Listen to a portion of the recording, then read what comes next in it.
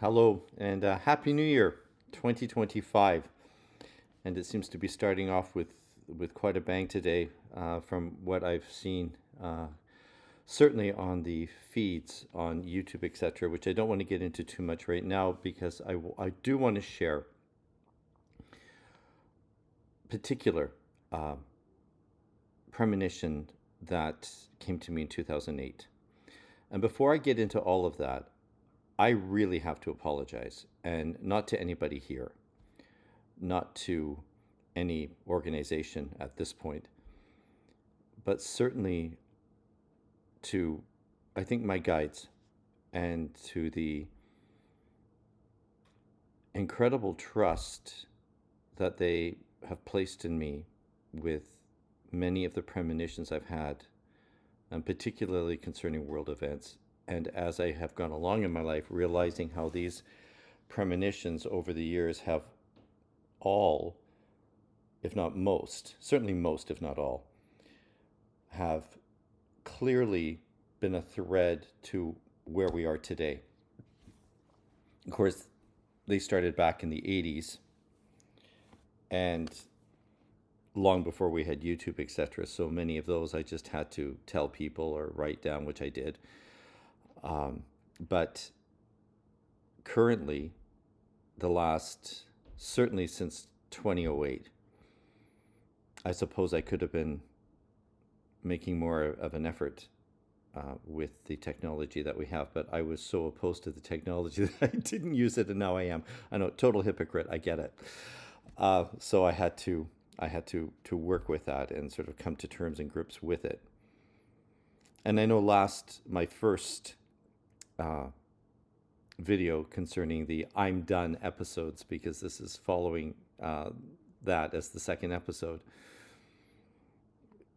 is purely from the perspective of these are things that need to be shared. I don't care if people like them or like me. That happens everywhere we go in life. You can be liked and disliked in a moment's notice. So there's not a lot of pleasing you can do for people, and you can't please everybody. And of course, when we try and do that, that's where the word nice comes in, and we want to remove the word nice from our vocabulary. Kindness we keep, nice we throw out. But instead, for those of us who have known, for those who are waking up, and to those who are still very much locked into a certain way of thinking, sharing these premonitions, and with the evidence that's come along over the years for me, and I'm going to be supporting this one premonition with a book that I just recently got and read, which really, again, was another step, or certainly it pushed me even further to say, yes, I need to do more of these. At least they'll hopefully will help you question, and not to believe everything I say or anyone else says. Of course, I don't want that. I want people to walk away with maybe what I've said and shared, and test it. Absolutely test it. That's what you should be doing with anything you hear. Even if you fully agree with it and it makes you feel good from top to bottom, you should be most definitely testing it. Just like you test spirit, those of us who are spiritualists and have had mediumistic encounters and experiences, you don't just accept everything face value. Test the spirits. So you test me, I test you. That's how we evolve in relationships, because we need to know where the trust is. And I can guarantee you something very clearly. If I have ever interpreted what I've received wrong, if I am wrong, which I no longer really doubt too much, although it's possible, I have no problems apologizing, which is very different from a lot of people I know who are in this work, who never apologize when they're wrong, and many times they are. we have to have the character for that. And if we don't have the character for that, we should not be doing this. And I feel very strongly about that. So, moving on here. In 2008, I was invited for my first time ever to go to Oklahoma and work, doing readings, a demonstration. And the day I was to leave, I was at the airport. My wife drove me there. It was massive busyness, and as we realized, it was because a cruise ship had come in the day before, and many of the people on the cruise ship were now flying out. And of course, most of them were American, and they were going back to America. And I was flying United, so I had to line up in that line and go through. As it turned out, because we were still dealing with, for all of you remembering this, or hopefully remember this, the effects of 9/11. So security was still super high. You know, belts, shoes, everything. And it was still new to everybody, even though it was 7 years on. There was, still people like myself were grumbling about it, and doing it with this idea of, okay, I think we're past it now. I think we need to get back to, some semblance of a little less would go a long way. So as it turned out, because of all of that, I was late for my plane, even though I had gotten to the airport 3.5 hours early. And I think some of us remember even we were told to be there 4 hours early. So be it as it may, I am now running through the airport. I get to the desk where you check in to get onto the flight, and I watch the plane, the back of the plane, flying up into the sky.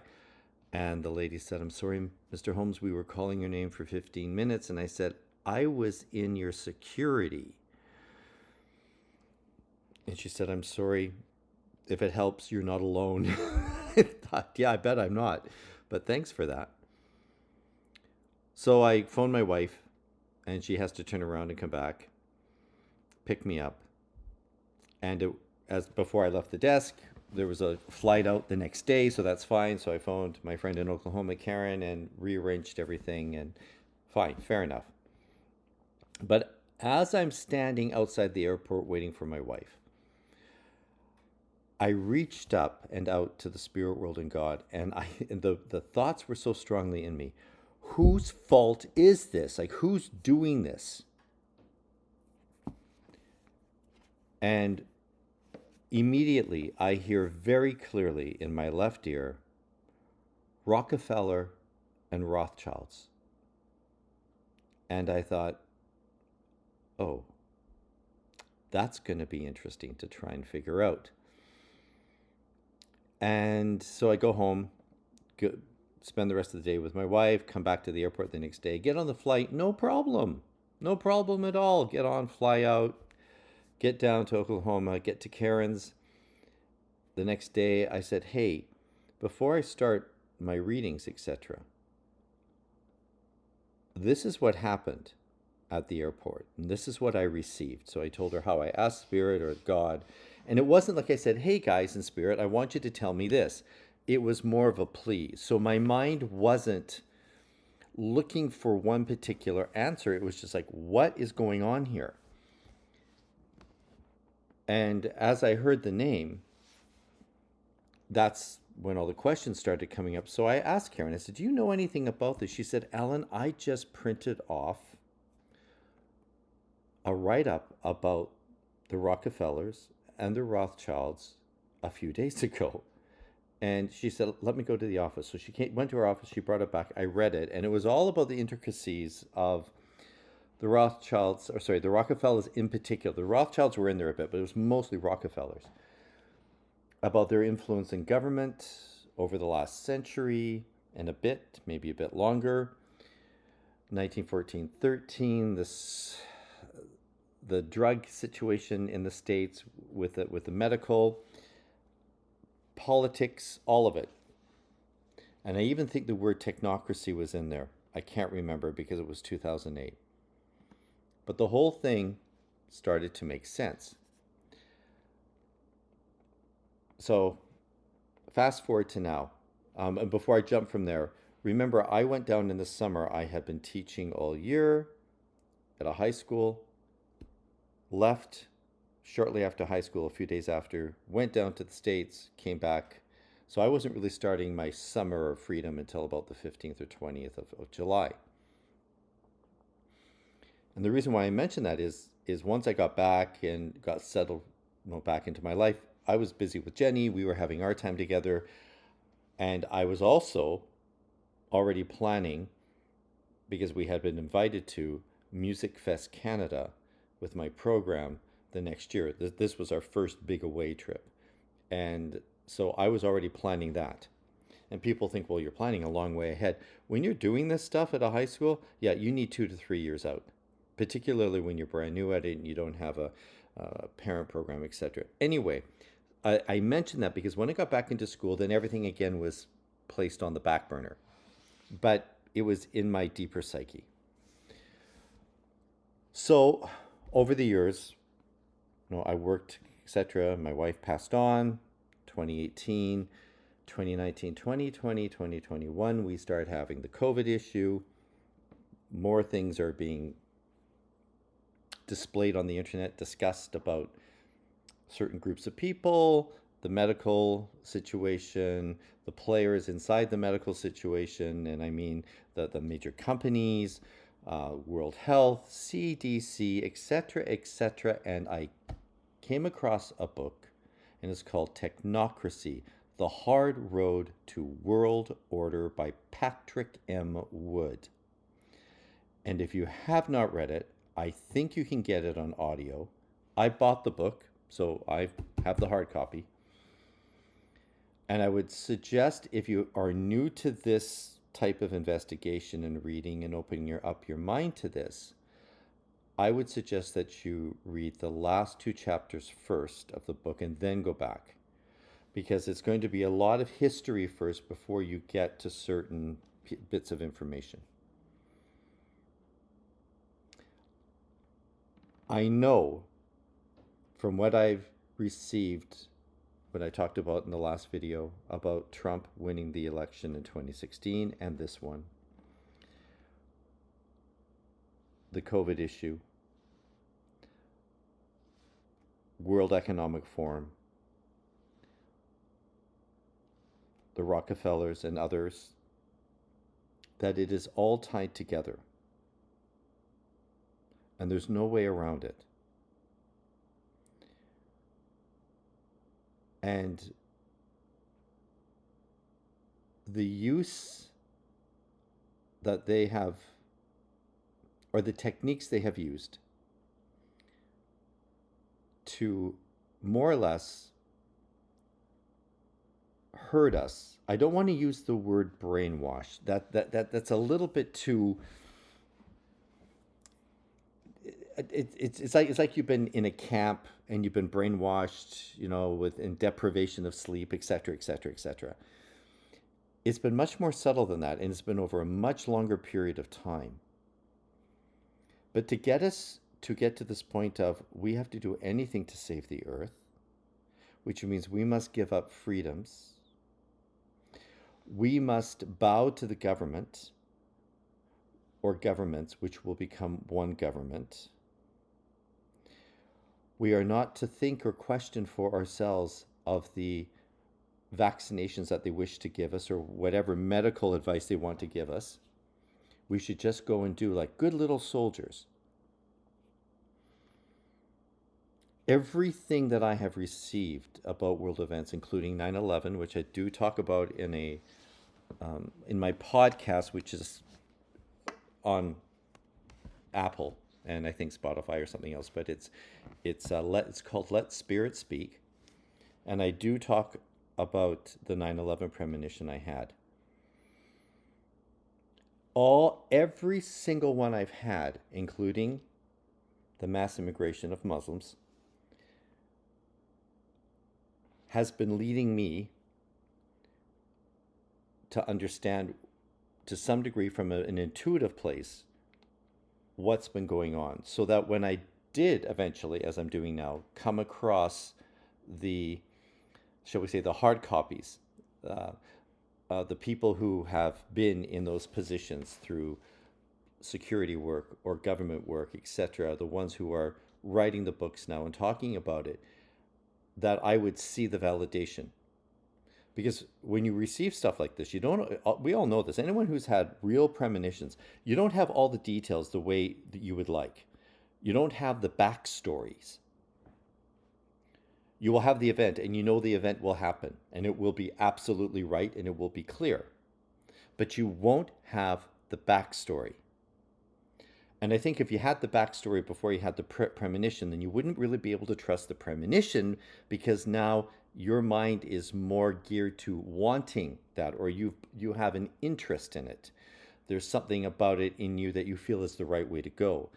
And to receive premonitions in this way, you have to be empty enough, or certainly not attached to your own inner idea of what should or should not be, to receive the truth. I can't say that enough to people, in particular people doing this work. You can't have a vested interest when you're receiving premonitions. If you are so indoctrinated in anything, whether it's political left, right, whatever it is, religiously, spiritually, even from the subconscious point of view, it can overshadow. And it can get in the way of what the truth is that you're receiving. So I've been lucky not to be that way. And as I said in my last video, there was that moment during the COVID nut job case stuff that we went through, as Katie Hopkins wonderfully says, batshit bonkers. Sorry for the swear word, but, or the not so elevated language, but it's true.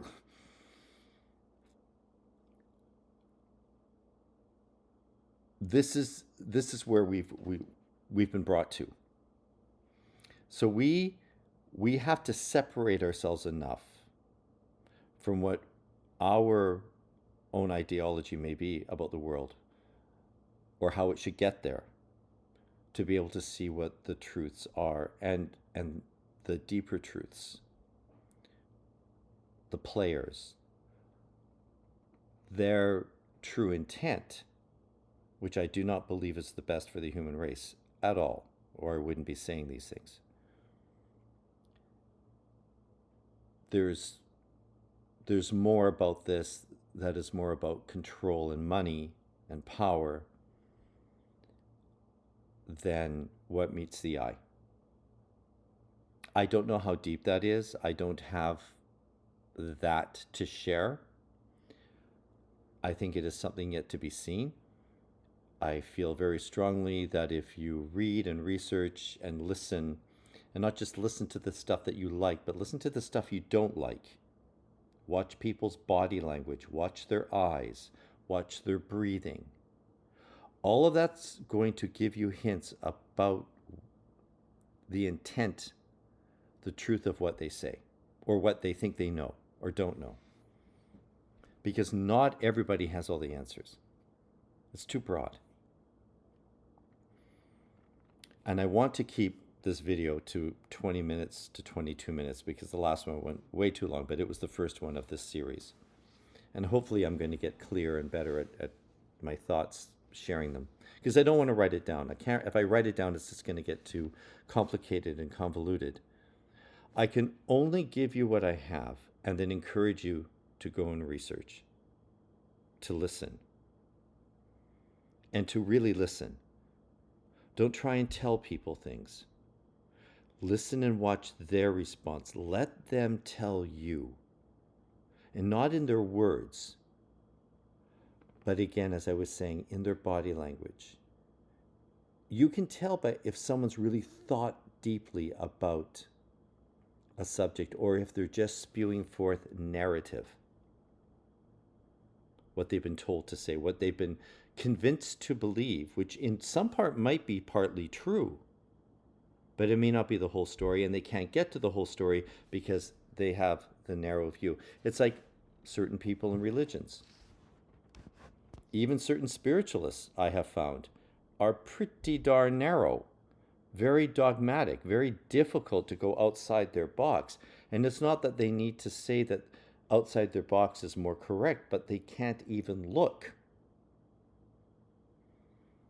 And then there are the people that are so broad, they can't find a center of anything.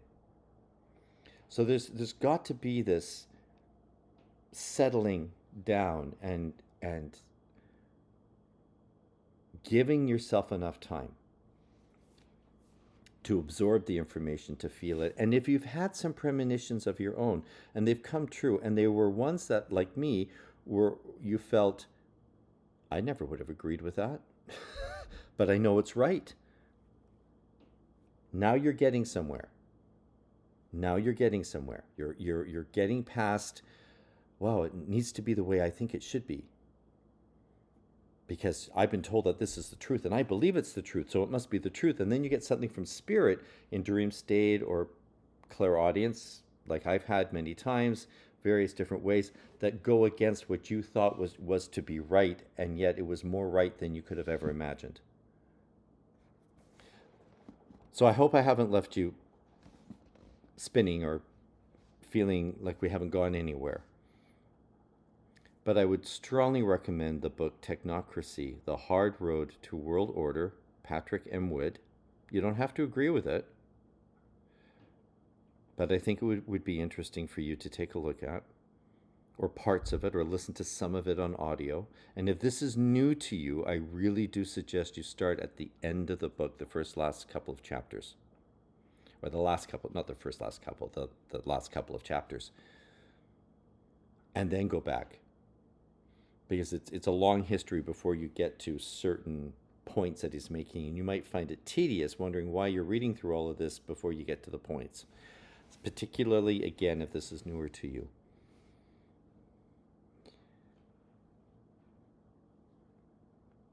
So I will end with that.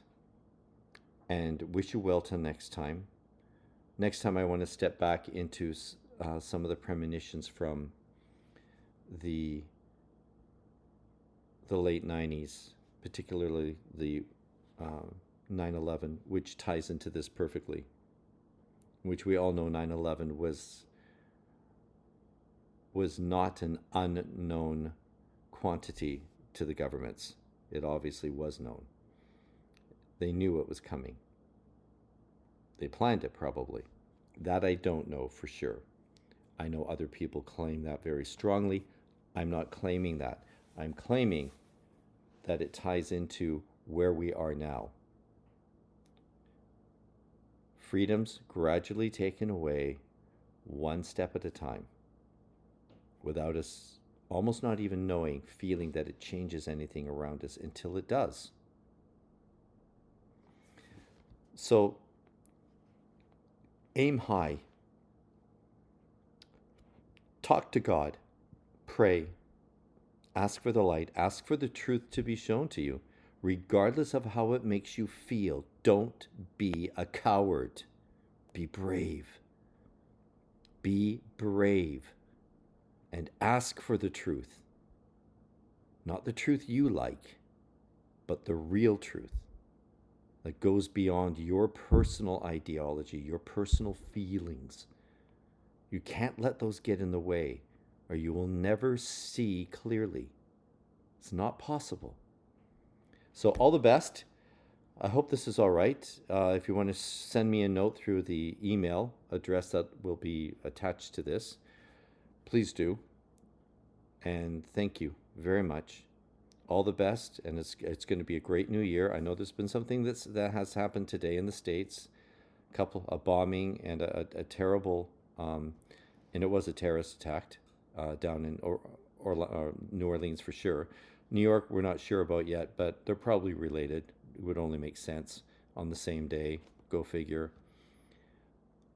And let us aim higher. Thank you very much. Bye-bye.